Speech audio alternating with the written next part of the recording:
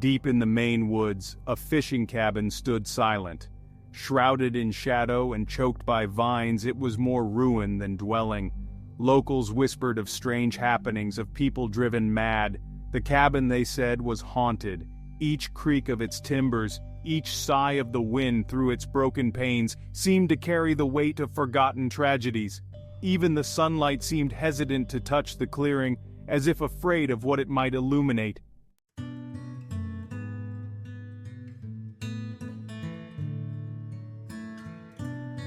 John Mallory had heard the stories. Now, the cabin was his.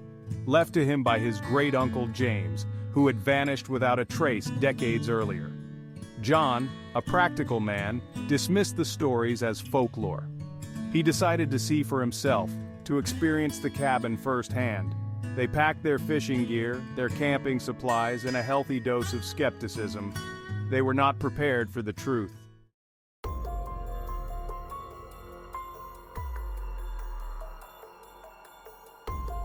The drive to the cabin was long and winding.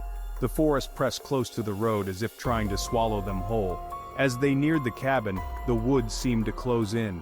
The road became a narrow track, barely wide enough for the car. The trees, gnarled and ancient, loomed over them like skeletal guardians. Then, they saw it. The cabin looked like a place where hope went to die.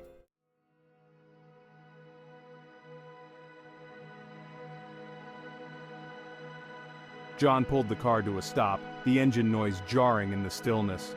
His friends stared at the cabin, their earlier excitement replaced by a growing unease. "Sarah, you sure about this, John?" "John, it's just an old cabin. We'll fix it up, make it cozy." But even he couldn't ignore the sense of foreboding that had settled over them. He grabbed a flashlight and stepped out of the car. The air was cold and damp, sending a shiver down his spine. He took a deep breath, trying to shake off the feeling of dread. What could possibly go wrong? He was about to find out.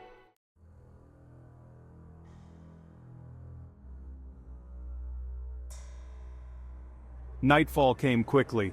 The woods outside the cabin transformed into a wall of impenetrable darkness.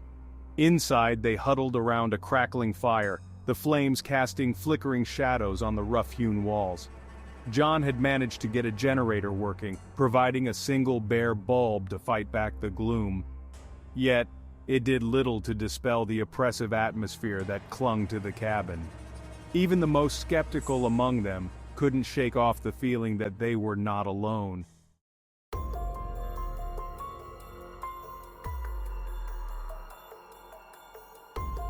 Dinner was a subdued affair. Appetites dwindled under the weight of the unseen gazes they felt directed at their backs. Later, huddled around the fire, they tried to distract themselves with card games and conversation. But the tension was thick in the air, punctuated by sudden silences and nervous glances towards the dark corners of the room. As the hours crept by, the whispers started. They seemed to emanate from the walls themselves, weaving their way into their minds, whispering words they couldn't quite make out.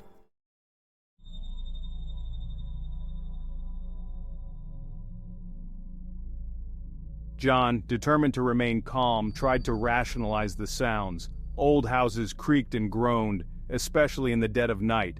But deep down, a primal fear began to take root. Sarah had retreated into herself, her eyes wide with terror. It was then that they saw it, a fleeting glimpse of movement in the hallway, a shadow that shouldn't have been there.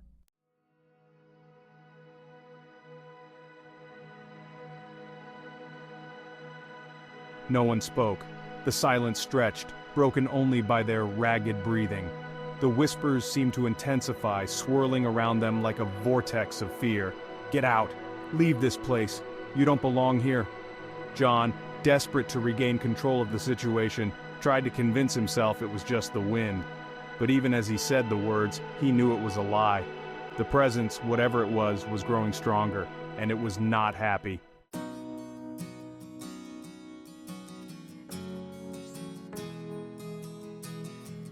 Dawn broke slowly, the first rays of sunlight filtering through the grimy windows. The shadows that had seemed so menacing in the darkness retreated. Exhaustion clung to them like a shroud. Now, as the sun climbed higher, casting its warm light on their faces, a fragile sense of normality returned. John rose stiffly, his body aching from the uncomfortable night. But the events of the night were still fresh in his mind, a chilling reminder that appearances could be deceiving.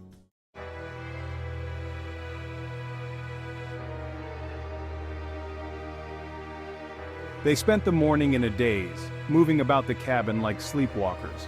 John, determined to find a logical explanation for the strange occurrences, decided to search the cabin for clues. He started with the attic, a dusty, cobweb-filled space that smelled of mildew and forgotten memories. And then, tucked away in a corner, beneath a pile of rotting canvas, he found it, a leather-bound diary. The diary belonged to his great-uncle, James Mallory. John's heart skipped a beat as he recognized the familiar handwriting. He carefully opened the diary and began to read.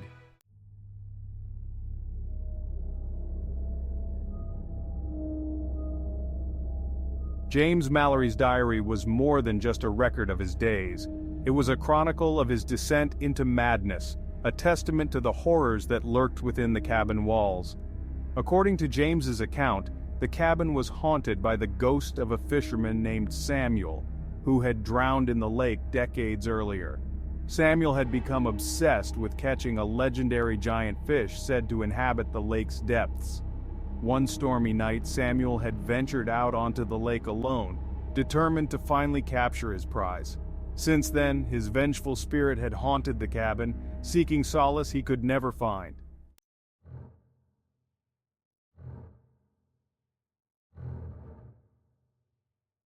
John read on, his blood running cold as he absorbed the details of his great-uncle's final days. James, too, had been plagued by nightmares, by whispers in the darkness, by the chilling sensation of an unseen presence. The haunting had intensified, driving him to the edge of sanity, until he finally vanished without a trace. John closed the diary, his mind awhirl with questions and a growing sense of dread. Samuel, the vengeful fisherman, was trapped, his spirit unable to find peace. He knew what he had to do. He had to find a way to help Samuel. He gathered his friends and together they began to formulate a plan.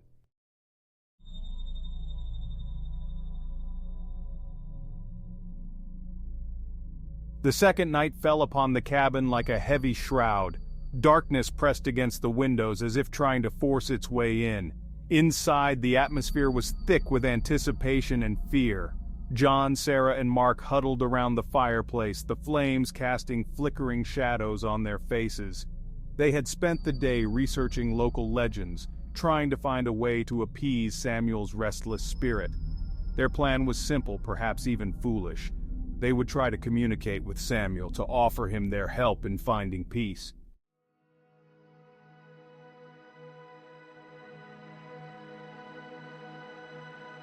The old grandfather clock in the corner chimed midnight, its sound echoing through the silent cabin.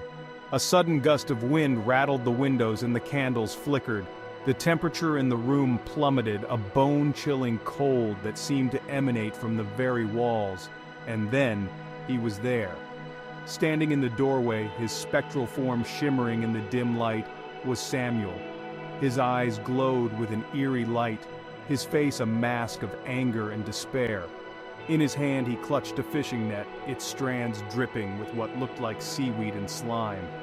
Only John remained outwardly calm, his gaze fixed on the apparition.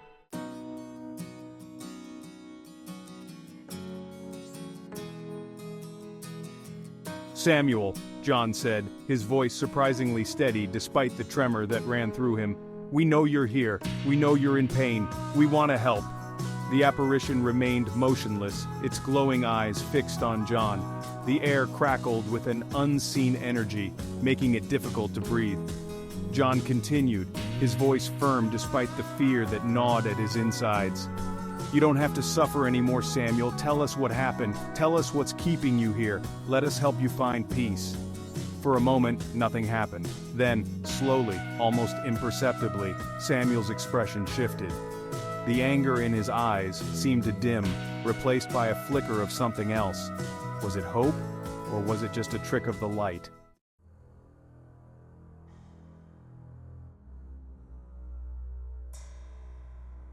Samuel raised his hand, pointing a spectral finger towards the window. Beyond the glass, the moon hung heavy in the sky, its pale light reflecting on the surface of the lake. The wind howled louder, as if urging them towards the water. "The lake," John whispered, understanding dawning in his eyes. "He wants us to go to the lake." Sarah's grip tightened on John's arm. "No," she breathed, her voice trembling with terror. "We can't go out there. It's not safe." Mark, his face pale but determined, placed a reassuring hand on Sarah's shoulder. "It's all right, Sarah. We'll be careful." He turned to John, his expression grim. "What do you think, John? What are we dealing with here?" John hesitated, torn between his desire to help Samuel and his responsibility to keep his friends safe. He knew that venturing out onto the lake in the dead of night was risky, especially with a vengeful spirit as their guide. But he also knew that this was their chance to break the cycle of fear and anger that had haunted the cabin for decades.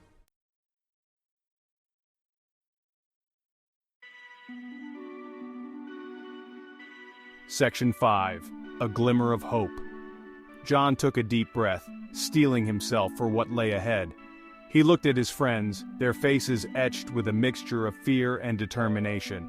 He knew they were terrified, but they were also with him. Every step of the way, he wouldn't let them down. "We go," John said, his voice firm despite the tremor that ran through him. "We go to the lake, we face whatever's out there, and we help Samuel find peace." With a shared look of apprehension, they stepped out of the cabin and into the night. The wind whipped at their faces, carrying with it the scent of pine needles and damp earth. The moon, hidden behind a veil of clouds, cast eerie shadows on the forest floor. As they made their way towards the lake, John couldn't shake the feeling that they were being watched. The forest seemed to press in around them, its silence broken only by the sound of their own footsteps and the beating of their own hearts. But ahead of them, shimmering like a beacon in the darkness, was the lake, and with it, perhaps, the promise of a resolution.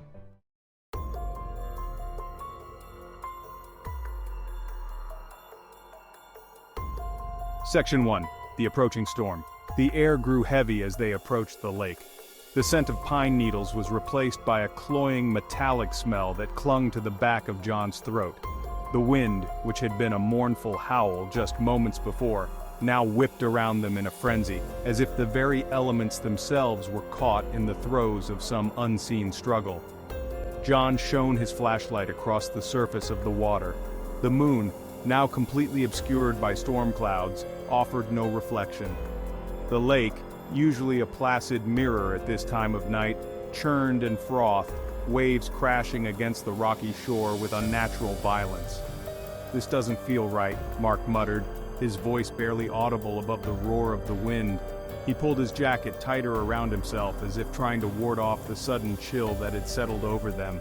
"Maybe we should go back."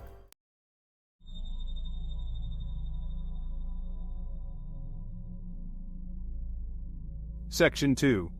Whispers from the Deep. John hesitated, his gaze drawn to a point just beyond the reach of his flashlight beam. He thought he saw a shape in the water, something large and dark, rising and falling with the waves. But when he blinked, it was gone. Was it just his imagination playing tricks on him in the darkness? Or was it something else? Something drawn to them by the same force that haunted the cabin? The whispers started again, fainter now, but laced with a new urgency. They seemed to be coming from the lake itself, bubbling up from its depths along with the stench of decay and the chilling cold that seeped into their bones.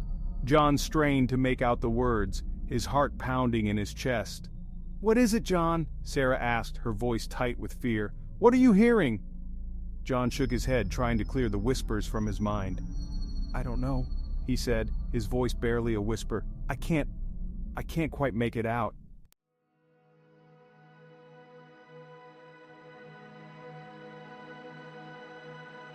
Section 3.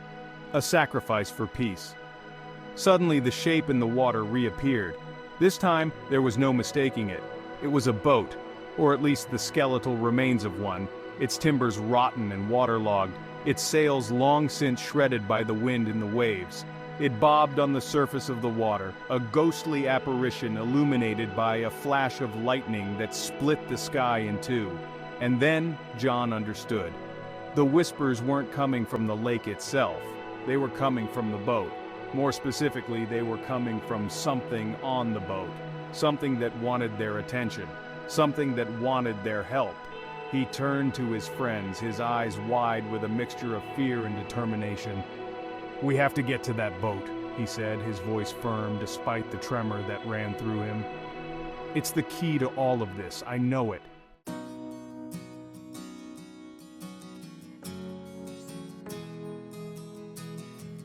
Section 4.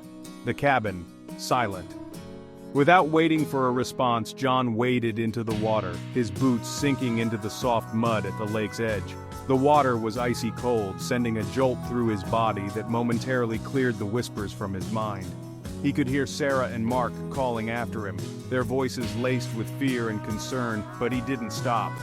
He couldn't stop. He had to reach that boat. He had to know what it held. As he drew closer, the whispers grew louder, clearer. They spoke of anger and despair, of a life cut short and a soul denied peace. They spoke of a wrong that needed to be righted, a debt that needed to be paid, and they spoke of a sacrifice that needed to be made. John didn't know what awaited him on that boat. He didn't know what sacrifice was being asked of him. But as he reached out a hand towards the spectral vessel, his heart pounding in his chest, he knew one thing with absolute certainty: he wouldn't leave this lake without facing the truth. The cabin would be silent no more.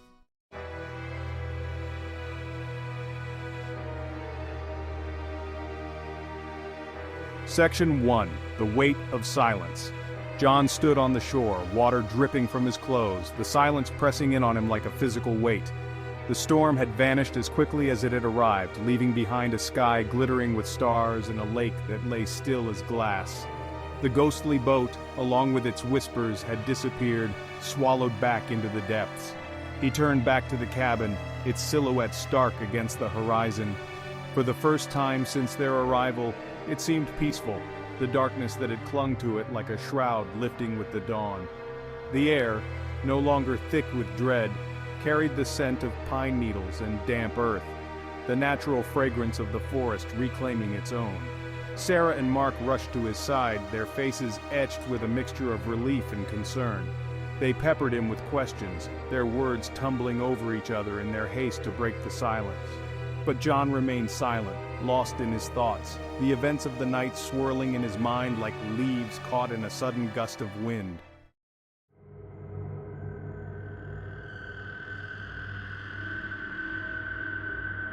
Section 2. A Cabin Transformed. They returned to the cabin, their footsteps echoing in the stillness. The once oppressive atmosphere had dissipated, replaced by an almost tangible sense of peace. The whispers were gone, the shadows no longer held menacing shapes, and the air, no longer heavy with dread, invited a deep, cleansing breath. John moved through the cabin, his hand trailing along the rough-hewn walls. He ran a finger through the dust on the mantel, feeling the weight of the cabin's history beneath his touch. But the weight was different now, lighter, as if a burden had been lifted. The cabin, once a source of terror, now felt like a refuge, a place of quiet contemplation. He paused in the doorway of his great-uncle's bedroom, the room where he had found the diary that had unlocked the secrets of the cabin's past. The room was still dark, the curtains drawn against the rising sun. But even in the darkness, John could sense a change. The air, once thick with despair, now held a faint sweetness, the lingering fragrance of peace found.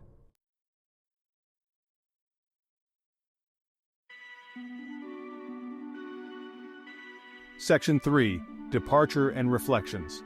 They packed their belongings, their movements swift and efficient, eager to leave the cabin behind, yet hesitant to break the fragile peace that had settled over the place.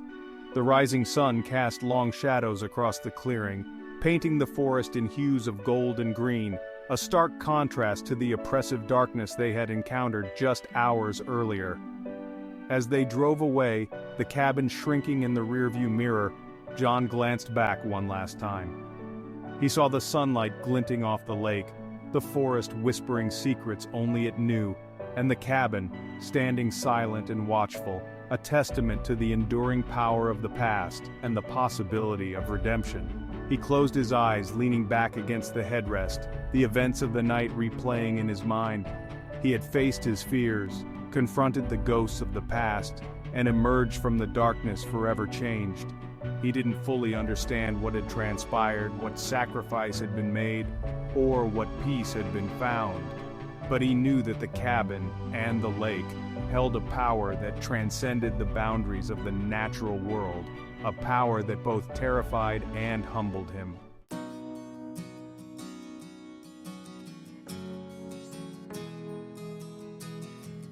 Section 4. The Lingering Echoes. The drive back to civilization was a blur. John remained lost in thought, the silence in the car punctuated only by the occasional comment from Sarah or Mark, their voices subdued, their usual banter replaced by a shared sense of awe and unease. They had witnessed something extraordinary, something that defied explanation, and the experience had left an indelible mark on their souls. As they crossed the county line, leaving the dense woods and the haunting silence of the lake behind, John felt a strange sense of loss, a yearning for the solitude of the cabin, for the raw power of the storm, for the chilling whispers that had both terrified and compelled him. He knew he would never forget his time at the haunted fishing cabin, knew that its echoes would linger in the corridors of his mind long after the details had faded from memory. He had gone to the cabin seeking answers, hoping to unravel the mystery of his great-uncle's disappearance. He had found no easy answers, no clear explanations, but he had found something far more profound, a connection to something larger than himself, a glimpse into the hidden depths of the human soul and the enduring power of the past to shape the present. The haunted fishing cabin had tested his courage, challenged his beliefs, and ultimately set him free.